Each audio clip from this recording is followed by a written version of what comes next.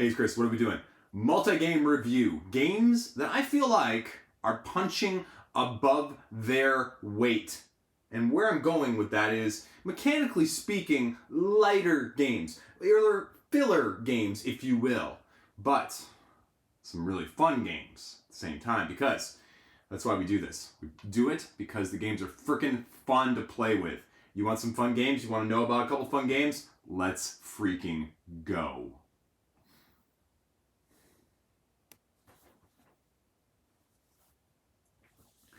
What do we got going on here? Set up in front of me, Companion Quest. We're going to start there. But we're also talking about, so what are we talking about? 2 retail games, 2 crowdfunding games. What do I have set up in front of me? Companion Quest. Smallest box of all 4 of these. But don't let that small box fool you, because it's got some good stuff going on. Fame and Fable as well, currently crowdfunding. Then Survive the Island with a little bit of Monster Pack expansion. And Cities from Devir. You ready? Let's go. They sent it. Let's talk about it. So Companion Quest here from Ghostfire Gaming. I was not expecting a lot out of this. I went into this saying, well, this is kind of nice and quaint and cute. And then I was like, whoa, this is an actually really nice, little bit of a step up in terms of difficulty, dice-related resource management puzzle. Cooperative. Okay. Family weight in terms of the mechanics, but the strategy is what kind of gives it a little bit of a step up. Now, in front of me here, you've got several different elements that you're going to be manipulating on a turn-by-turn, round-by-round basis. The whole concept is relatively quaint and simple. Another one of my previous favorite games from 2024 did something similar, right? It's just, you gotta catch the guy in front of you. That's all that you have to do. Seems simple and straightforward, and you've got your dice, and you just roll them and manipulate them. Right? Is there more to There is more to it. Let's freaking go. Because what you've got going on is you've got quests that you're going to be having to complete by allocating dice. You have problems that you're going to have to complete allocating dice. You then only have a limited supply of the dice pool. So how do you then make all of that work, Chris? Because if you ever have a turn go by where one of you does not solve one of these problems down here at the bottom of the main board, then the little guy over here, purple, gets one step closer to the portal. Gets to the portal, you lose if you can't catch him. And that's the main gist of it. Well, if you can't complete a problem, then he moves forward. How do you move forward then, Chris? Well, on this quest card right here, you'll see that it's got a few different objectives along the way. Essentially, as you can see, you're going to be putting your little hat here at the little starter portal and then making your way across. But you have to fill it in with dice of that color and whatever it tells you to do. Purple odd dice, lava even dice, green odd dice, blue even dice, etc., etc., etc., until you get to the end. And you move the hat along as you allocate those dice, and when you reach the end, that's when your little red guy gets to move. And then when you complete this quest, you flip over and you go to the level 2. And then you go to the level 3 and you go to the level 4. Well, how do you do that then, Chris? Well, at the beginning of the game, this board actually in front of me, if we move this down back into camera shot, you'll see you start off with 3 dice point allocations. And then at the start of the game, depending on the player count, you get the little snack tokens we'll talk about in a second. But that just basically gives you the game in a nutshell. Because these dice on both sides are worth points. All of the dice on the right side are worth 2 points. All of the dice on the left side are worth 1. So in the first quest, I have a total of 3 points, meaning I could take any 3 of these dice over here, or 1 of these and 1 of these. And that's what you do. And then on the back side of the quests, you'll notice that you actually get more as you go along. So I finished the first quest. I get these rewards, I get a companion card, I get a little munchie token, and then I get a total of 4 points for the next time. And then I get 5, and then I get 6, and you get rewards based on that. And those dice are going to be manipulated by your asymmetric companions. One that you start out with as your, well, character card here, and then they start out with 1 unique companion which has 2 powers as opposed to the 1 power that are in the rest of the companion deck to manipulate it. And so these cards are going to be the main way that you're manipulating your dice rolls, because after you grab, say, your 3 dice right here for my 3 points in the first round, I roll them and I get a 1, a 4, and a 6. But the problem is I need a blue 5, a yellow 1, a red 5, And if you'll notice, there are some specific symbols on some of these, meaning I have to fill in the outer ones before I can fill in the inner one. Or I have to make the green die equal the sum of 2 other dice on this one. And those are the main types of problems, the puzzle problems, but they're also the enemy problems, which are warning tokens, which means you get to throw out this warning token onto the little grid, so you can't place any on the quest one, which is the one that gets you closer, until you defeat this one, and this is just a sum total of everything that has to be on their dice allocation. Doesn't matter color necessarily, except in this guy's case, the Gummy Ooze, you can't place the die the same color on this danger, so you're going to have to allocate all of those dice. Again, different ways of manipulating here. The pesky plant, I thought that did something else there with a RV instead for a second.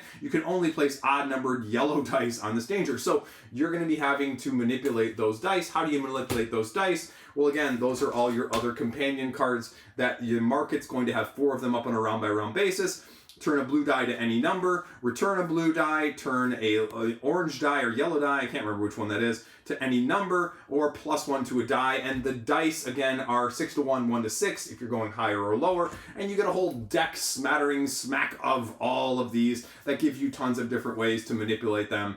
And the one cool thing about this, and this is the make it or break it with this, that I think is very clever. So when you use these, you do the old Magic the Gathering tap style situation, right, to show that you've used it. But you'll notice that all these cards also have a die color on the bottom right here. That means if you place one of those colors of that die, you get to untap it, which means you can then use it again, 1 per die. So if you have 3 companions out there with yellow dice on the card, well, you still only get to untap 1 of them, but that's how you manipulate the dice manipulation back and forth.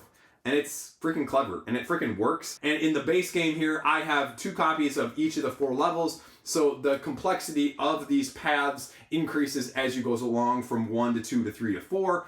And it just freaking works, and it's really good. The main problem is that if you get one of these monsters at the high dice count that you need right here, it can really stymie things at the beginning, and it's definitely got the player count scaling issue, where, you know, the rewards here have to be very, very fine-tuned in terms of what you're getting and what you're not getting.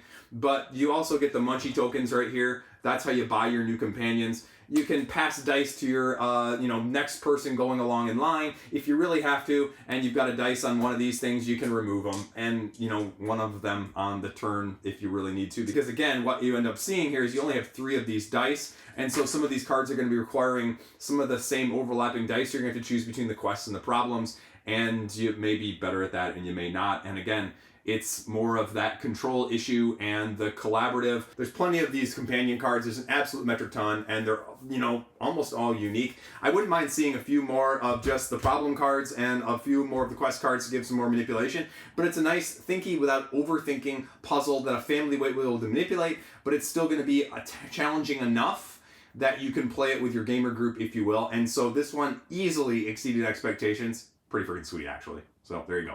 Next up, Kaiju Battling Survivor-esque Take That?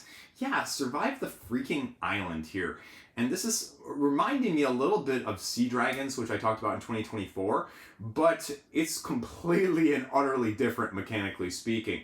What you've got going on here in front of you is this gradually disappearing island that you are trying to slowly get your people away from, and also away from the monsters that are battling you, and trying to get them to the corners, which you can kind of see here, that are the safe spots in each of the 4 corners that you have available to you. But you're going to be having to deal with sea serpents, as well as kaiju, as well as sharks that are going to be manipulatable by you to either help you or to hinder your opponent. So it's one of those games.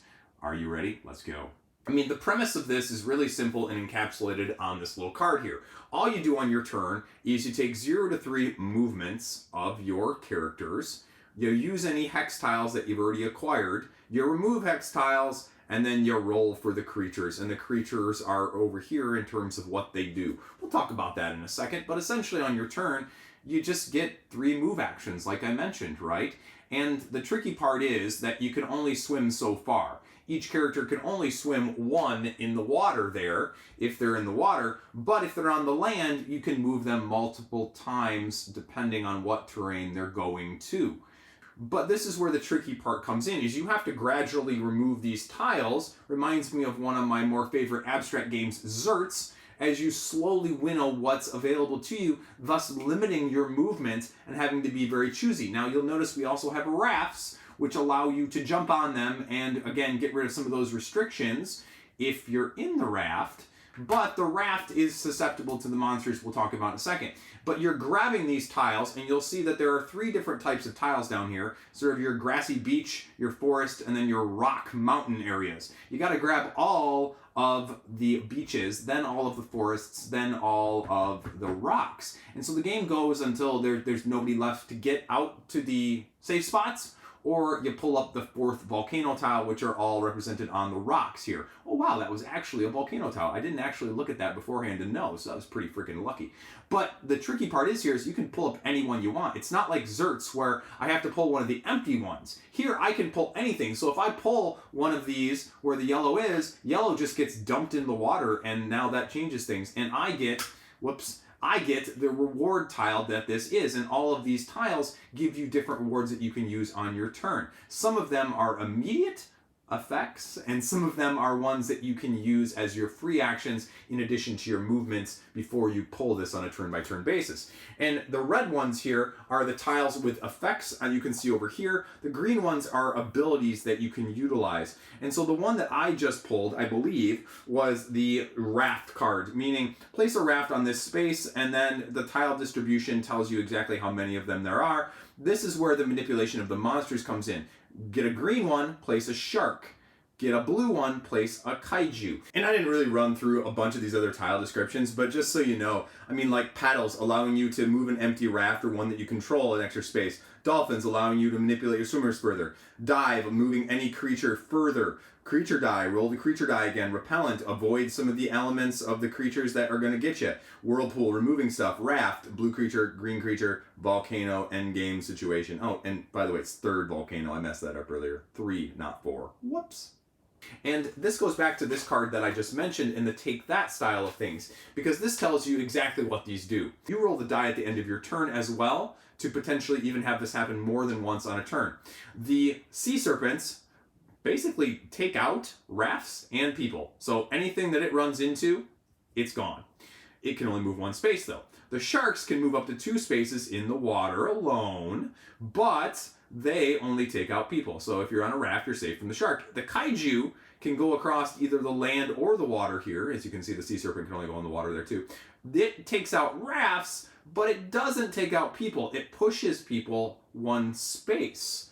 And oh, I can push them into the water. Oh, I can push them into other kaiju. Oh, I can manipulate it that way. And then you have to roll the die at the end of the turn, signaling which one that you're going to be manipulating on that. So, as you'll notice on the board set up in front of me, there are sea serpents in each of the 4 corners that they're starting off. So you might decide that I want, as the orange person, to get this sea serpent away from me if I roll it, as I'm moving my orange one to get to the beach.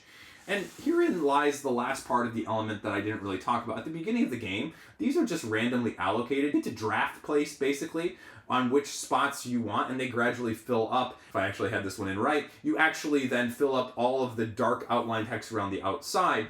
And so all of these survivors, you're supposed to play a little bit of memory with this. This is probably the biggest element I don't like, is that all of these characters have a little number on the bottom, and you may or may not be able to read that, but that says 4. And so that's how many victory points it's worth. So you're supposed to remember which ones are which. I'll be frank with you, I'm horrible at that. I'm absolutely awful at that. I just have fun doing the take that and then hoping that I beat my kids in this game. The insert's not really great in there. All of the pieces that I'm not using are falling around. But it's really just a clever little fun, take that, lighthearted, depending on your group and your personalities, game in that way. And you just gradually winnow down the tiles, you gradually attack and take out each other with the manipulation of the kaiju and the sharks, and it's just fun, take that, and pile on the leader sort of situation like my kids love to do to me. And so I lose every time, but that's part of the fun.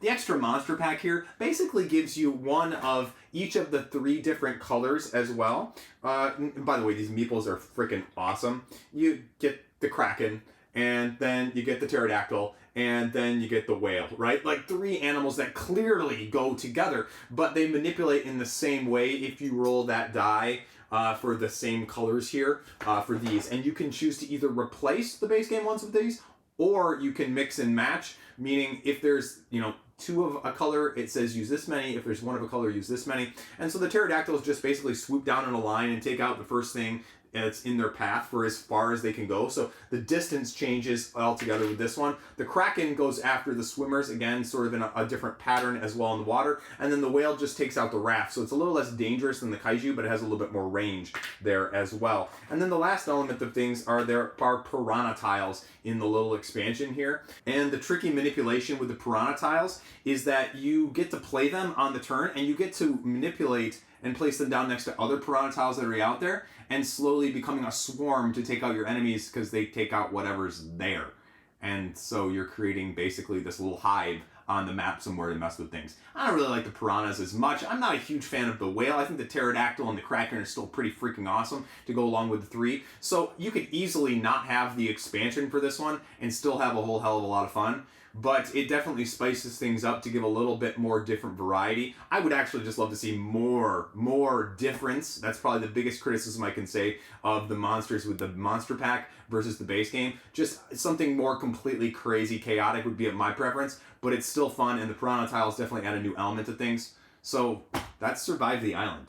Again, better than I thought. Just crazy chaos. It's a little bit of a step up from Dodos Riding Dinos, if you will, as like a good kids family game, but completely different as well, because I still like that freaking Mario Kart flicking dexterity aspect, but this is cool just because it messes with things. But again, probably the other criticism is I kind of just wish they were all worth the same amount of points, because my mind doesn't work that way. But if yours does, and you remember which ones are which points, and you can do that manipulation, then this game is probably going to be awesome for you too. I mean, who also doesn't want to feel like their freaking jaws when they're moving this thing? Do. Yeah, I went there. It's just freaking fun dumping other people's meeples from the space they're on into the water, or the elements of the monsters grabbing them and they can't do anything about it. Ha! Take that! Take that! So then we got cities. Freaking tile laying, right? And you know me, I love a good tile layer. I feel a little bit mixed about this one though. Overall, very solid game, but again, just kind of doing something a little bit different that may or may not click with you, which is why I think people were looking at it as a 2024 game, and it was super high on some people's interest and super not. And that's just because it's doing something a little bit different spatially. Now we've got sort of the King Domino presence here of your grid. You play this game over 8 rounds. You start with 1 tile. Your grid size is 3 by 3. So that's the King Domino situation. You can only build it so big. So your spatial manipulation focus really has to be good, and that's why it's a little bit different from the other tilers, which is why I can see some people struggling with it. But the core concept is just you take one of your workers and you get one of the 4 different rows that are out in front of me on a turn-by-turn basis. You've got some endgame scoring objectives as part of the things you're grabbing to make your own a little bit more customizable and controllable, and then you're just manipulating what's on and where these are in the first place. And so what you can see is a big stack of tiles. You've got cities, group objectives, and I actually have 6, which is really freaking nice. And they're different enough, meaning you put your little ring out here if you're the first person to claim this one, if you can meet this objective. An area of at least 12 city spaces, with or without buildings. 1 building of each color adjacent to the same water area, 1 park area and 3+ feature tiles, and 1 outer area with 3 feature tiles. So again, you flip it over, it manipulates differently. You can see that the ones over on the right side here that are harder to do are worth more points. And you just choose one of these to start out the game. Then you lay out each of these other 4 rows, indicating the other elements that you're going to be getting. Your individual scoring objectives, your additional tiles that you're placing out, the feature tiles, which get placed on some of the areas, the water, and then the monument, and then the park, correlating to 2 of the 3 spots you can see on these tiles with the monuments. If you don't want to fill it up regularly there, you can place one of the gray tiles over, or you have the water tile, or you have the park tile, which again are going to change the end game scoring because the different number non-linear that you have that are touching, that are adjacent of these different ones are going to give you more points. The other last element of things that you're going to need to know for this is the house area that's down here below at the bottom of the board. And again, with all of these rows, you'll notice that there are 3 areas that are straight up, face up. Then the last row is a little bit of a mystery. Mystery card objective, mystery tile. You get to pull a mystery tile second here, and then this one gives you 2 mystery houses straight from the bag that you're pulling as well. But then the star is also the first player token, so you get rewarded down there if you're taking some mystery risk. But the tiles of the houses themselves get placed on these colored tiles that you're gathering here, and you can stack them from anywhere to 1 to 4 height. And that's again going to correlate to the end game objectives as you make your grids bigger and more productive. But which ones you choose to place where, which ones you choose to place over, and how you choose to arrange is going to be the tricky part in combination with these victory point ones. For example, 2 points per red building, exactly 2 of these high. Or 1 victory point per separate park area. So I might want my parks for 1 set collection altogether. I may want the individual victory condition there separately to get that way. 1 victory point per 2 water spaces in your largest water area. So again, all different ways of manipulating these 3 different elements on the board, 4 if you include the buildings. And so you just go in a 3 or 4 player game 8 rounds where you get to place 1 of your workers in this row to claim which one you're taking. Now, if you're playing with 2 players, you actually only do 4 rounds because you get to place 2 in a row. And that means a row, not a row, but a row. You know what I'm saying, a row, right? Anyway, a row. So it's my channel, I can do what I want.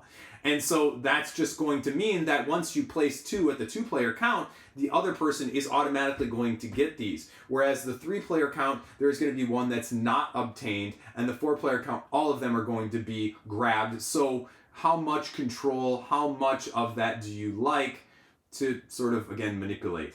So it's a little bit different spatially this way, and it's a little bit differently spatially constrained this way than some of the other more freeform tile layers that we've seen, or tile layers with a already board that you're filling in the pre-selected spots for in that regard.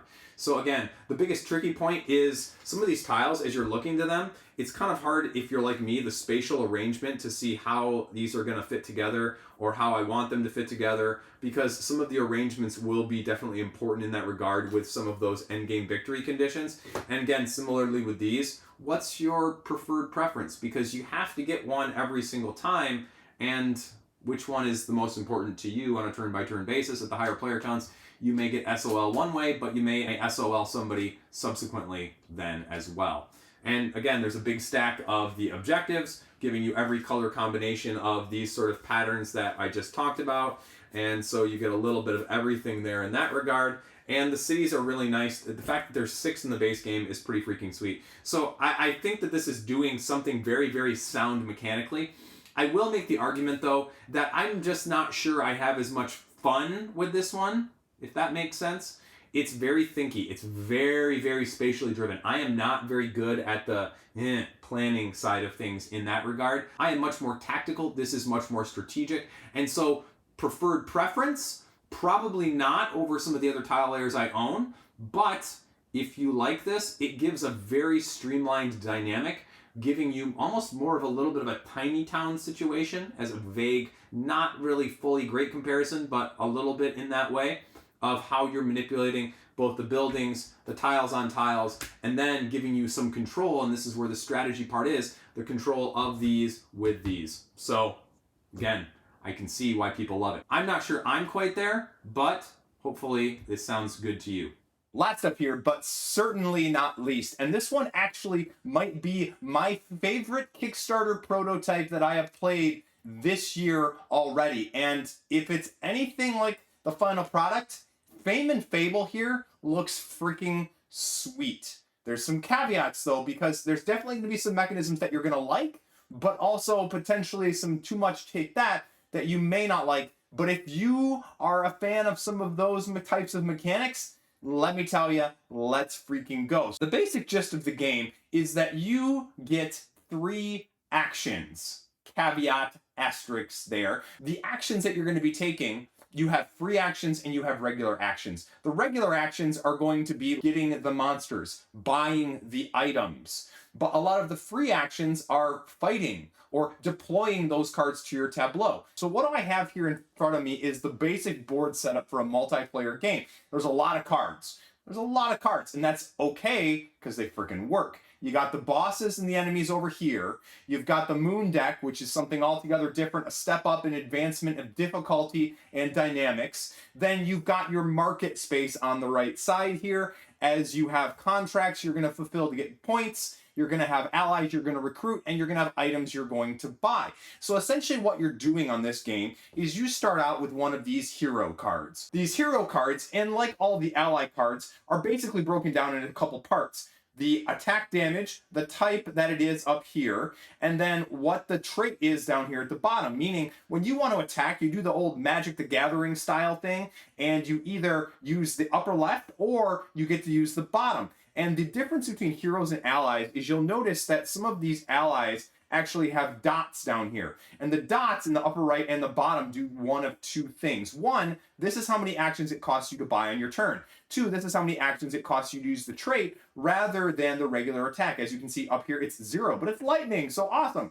But if you do the trait for additional 2 actions, plus 1 to all of the other attacks of your allies, this card will then do 1 damage. And so you're going to be tapping these. And when you play these cards on your turn, that's going to be how you're going to be mainly interacting with a lot of the other elements that I mentioned. Now, the game basically goes until somebody gets 90 fame points, 90 victory points, if you will. At the start of the game, you get 2 allies, a hero, and an item. And so these items, again, are going to be very similar, and they're going to give you different ways of mitigating or dealing damage. But unlike the allies, the items are a one-off, and then you discard them. Now, the tricky part is here, you have tons of allies that you're going to be able to acquire from this deck. I mean, it's absolutely massive in the terms of what is available there. Whoops, a couple items mixed in there as well.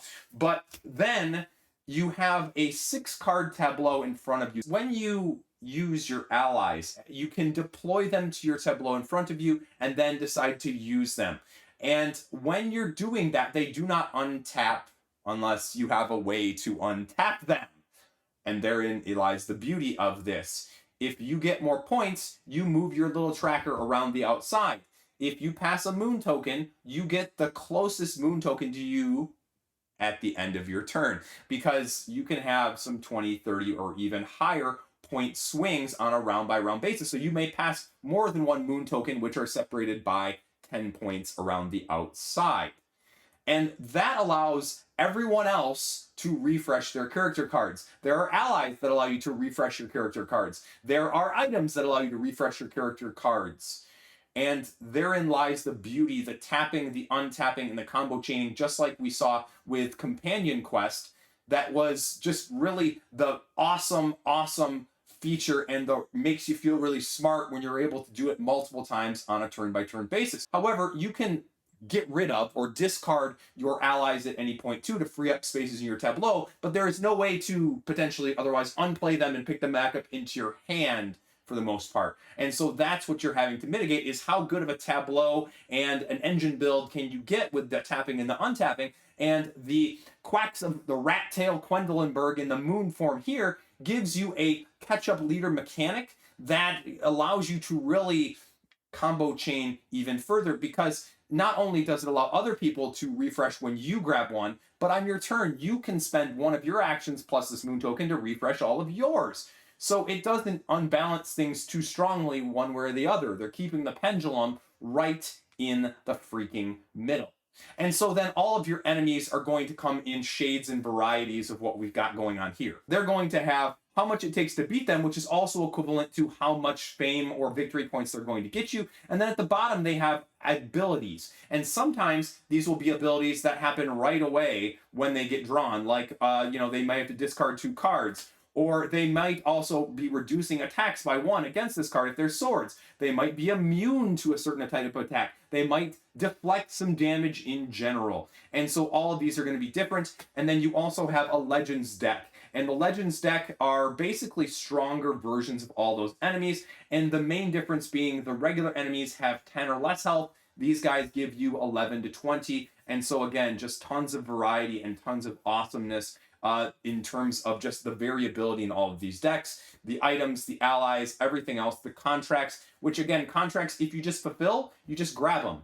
And all of these spots aren't refilled though until the end of the turn. So you might be able to get multiple of these contracts again as an additional way to get victory points, but they won't refill on the board until the end of your turn, so you can't just keep cycling. So it works really well. The last addition is the increased difficulty or the increased complexity, and these are the moon cards. So whenever somebody does pass one of these moon tokens again, then you get to flip over one of these moon cards, and they're a little hard to read here, but essentially they're just circumstances or events or effects that stay in place until the next one is grabbed. So in this case, the pickpocket, each player must discard one item at random, and then players may only have 4 deployed allies at the end of their turn. So it just changes the rules and the dynamics of what's going on in front of you to offer you variability on a round-by-round basis. The other little nuances that you can see, there are little skull tokens around the outside. At the bottom here, if you land on one of those, you actually have to draw a monster at the end of your turn to be able to battle next time before you can really do anything else. And then the other thing I didn't mention is if you fight one of these guys, because you get to basically summon them to you and then tap stuff and see how much you can beat them. And, you know, again, like if one of these guys costs 10, well, I've got a 4, a 2, and a 4, but maybe he's immune to the water, so maybe I have to use the ability down here, which is then turning it into a sword.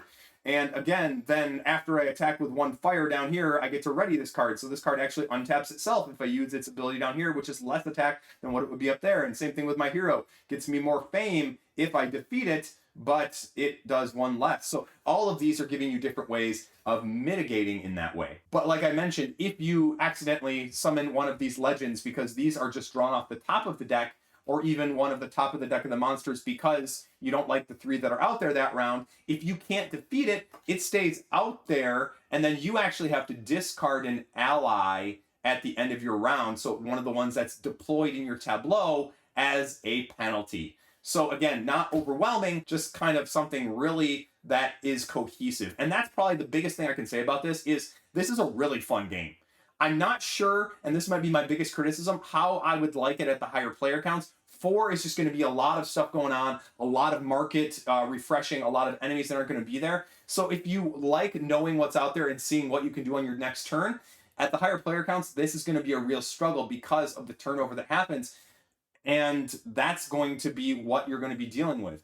Now, the other thing I didn't mention, which is the really cool thing about the moon tokens, is that for every moon token you are behind space-wise, you get 1 additional action on your turn for a total of up to 6, if I can do this, 6 actions, as opposed to the leader who only ever is going to get 3. So again, another way of catch-up that just freaking works. The items are all cool. The allies all manipulate things differently. There are 5 different types of attacks in those allies that you're going to be doing. The contract cards are another way that you can kind of automatically easily get points if you can meet the conditions over here by doing something else on your tableau or fighting with the enemies. And the moon cards just give it that step up to make you go, oh, this is going to be significantly different. Oh, this is going to offer a different dynamic. Oh, I'm going to have to change my strategy. And so for all of these elements, especially at the 2-player count, and a little bit less so, I think 2 is still my preferred player count, but 3 is nearly as good and just as fun. And now there is a whole Fate deck if you want to play solo, whole different mode that changes what you're going to be having to deal with on a turn-by-turn, round-by-round basis. I didn't play that, but I liked the multiplayer experience as a whole. If you really have trouble keeping track of your actions, they actually give you tokens to take on a round-by-round basis so you can keep track if you're like me. And was that 2 or did I do 3? Which one did... Oh, I had 6 this turn, so I grab a couple extra to help me remember. So all in all, I mean, it's really intuitive. I like grabbing from the marketplace over here with the allies and the items as sometimes the way that you're going to be able to beat some of these monsters out there, because they don't automatically just refresh just because you want them to or because there's not. And so that's the other big criticism I would probably make, is that occasionally some of the allies or some of the cards over here are just not as good. There's a few in there that just definitely are flying under the radar, or there are ones that you discard for sure, right? And like I mentioned at the beginning, there is some take that, because you can cause other people to discard. You can cause other people to not be able to refresh their cards or elements like that.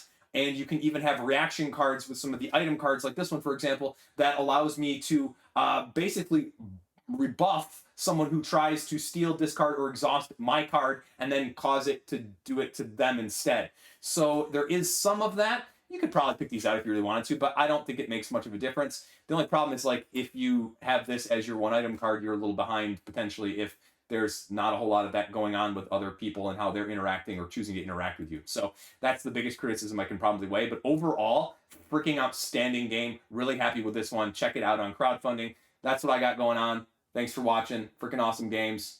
Have a great, fantastic day. Subscribe. And I'm sorry about the audio. I don't know what the freaking deuce is going on, but thanks for putting up with me. Have a great day. Peace out.